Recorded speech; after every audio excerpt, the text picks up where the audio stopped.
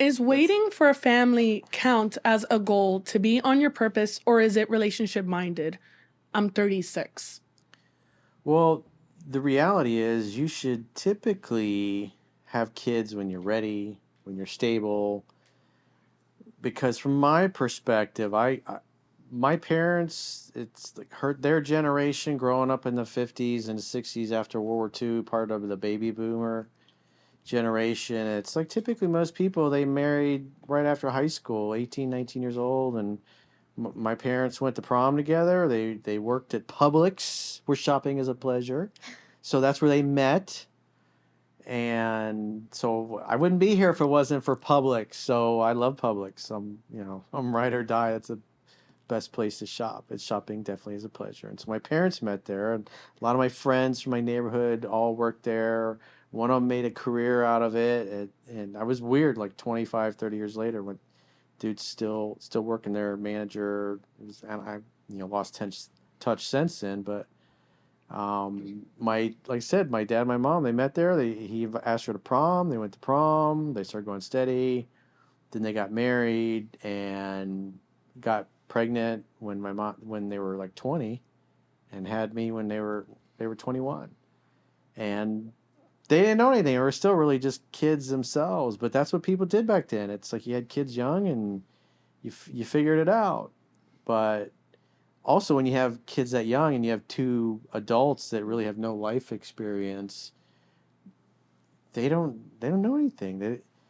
Versus somebody, especially as a guy gets older, he becomes more competent. He's more stable. He can provide a better environment. He can spend more time with his ideally, if he's built his life well, and you can control your own time.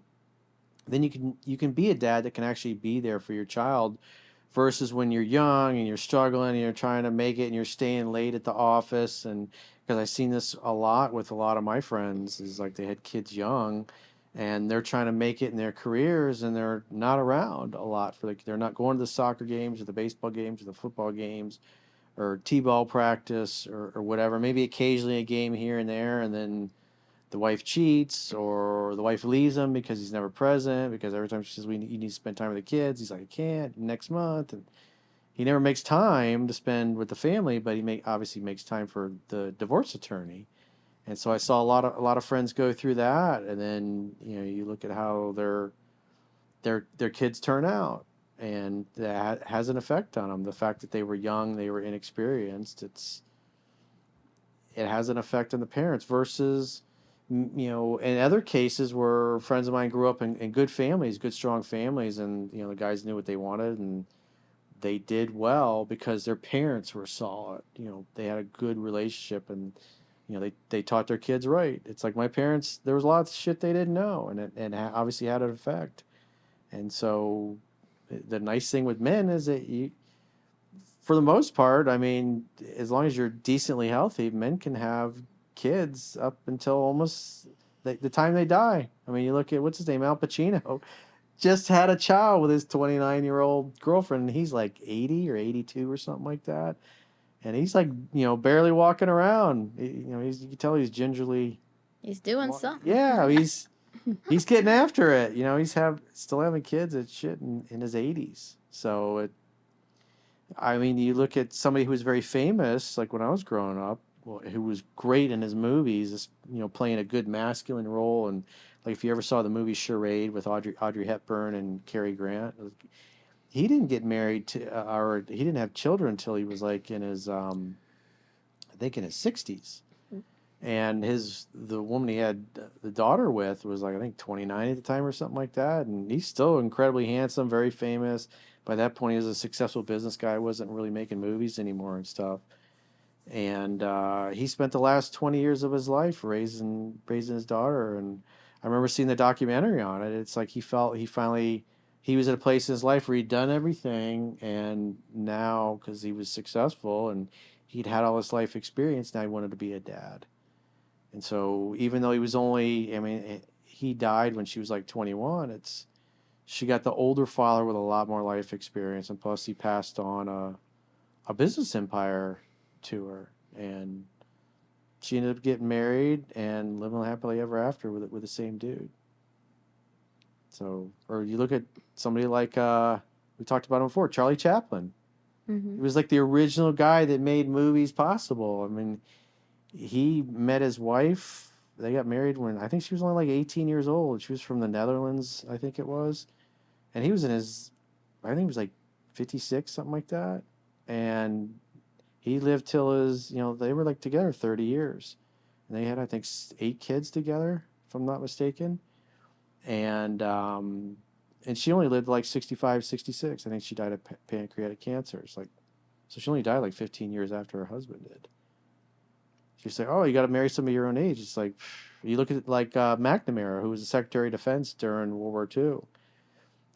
All the things he went through with the Vietnam War and how stressful that was, and the bad publicity that, because he was there for Kennedy's administration. He was there for what's his name, Lyndon Johnson, when he took over after Kennedy got assassinated.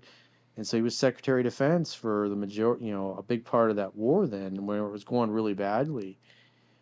And he lived to be in his 80s, I think it was, and his wife. It's like he believed, and he said this in the documentary, the Fog of War that he did. He felt that it shortened her life, just all the stress, and he said it was great those years because it hooked up his kids. They made great business contacts. It helped them go very far in life as well. And so it was a blessing, but it was also kind of like a curse in a lot of ways because of the stress. His wife took it so personal, the attacks on her husband and stuff, that, I mean, I think she only lived to be her late 50s, something like that. She had some kind of debilitating disease, and he lived for almost another 40 years after she passed away, and because they were close in age. They were like college sweethearts. And so there's no guarantees in life.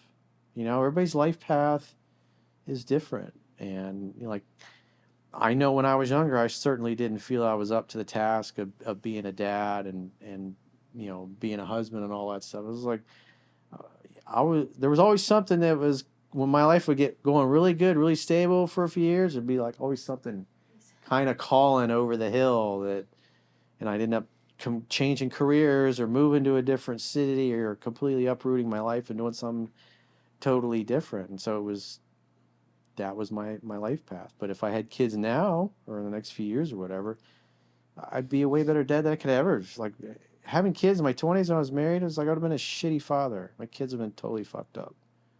And I'm glad that I didn't have children, because I wouldn't have been up to the task.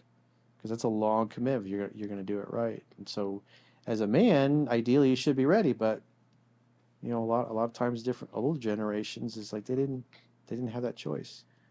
Here's the thing. There's always that rush and that pressure of, oh, like, at least for the woman, that our biological clock is ticking in our mid-30s or somewhere in the 30s.